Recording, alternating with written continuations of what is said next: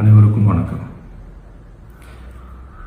என் லைஃப்பில் இந்த மாதிரி ஒரு பெயின்ஃபுல்லான ஒரு சுச்சுவேஷனை நான் ஃபேஸ் பண்ணதே கிடையாது. மனசு முழுக்க வலி வலி மட்டும்தான். இந்த சுற்றுப்பயணத்தில் என்னென்ன மக்கள் பார்க்க வராங்க, அதுக்கு ஒரே ஒரு காரணம் தான், அவங்க என் மேலே வச்சிருக்கிற அன்பும் பாசம். அந்த அன்புக்கும் பாசத்துக்கும் நான் எப்பவும் கடமைப்பட்டிருக்கிறேன். அதனால தான் இந்த சுற்றுப்பயணத்தில் மற்ற எல்லா விஷயங்களையும் தாண்டி மக்களுடைய சேஃப்டி, அதில் எந்த காம்ப்ரமைஸும் பண்ணிடக்கூடாதுன்றதுக்காக தான் அது என் மனசில் ரொம்ப ஆழமாக இருக்கும் அந்த எண்ணம்.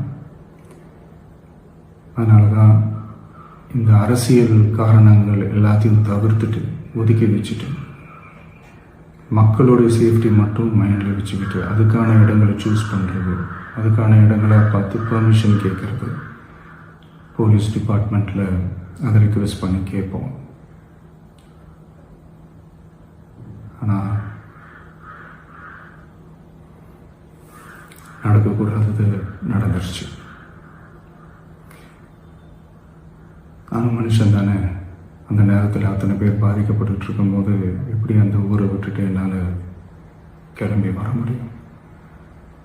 நான் திரும்ப அங்கே போகணும்னு இருந்துச்சுன்னா அதை ஒரு காரணம் காட்டி அங்கே வேறு சில பதட்டமான சுச்சுவேஷன்ஸ், வேறு சில அசம்பாவிதங்கள் அந்த மாதிரி எதுவும் நடந்துடக்கூடாதுன்றதுக்காக தான் நான் அவாய்ட் பண்ணேன்.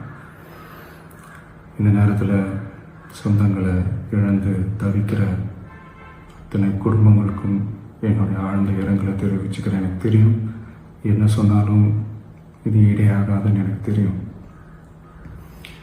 ஹாஸ்பிட்டலில் ட்ரீட் பண்ணிகிட்ருக்கிற எல்லாருமே சீக்கிரமாக க்யூர் ஆகி வரணுன்றதை இந்த நேரத்தில் நான் வேண்டிக்கிறேன்.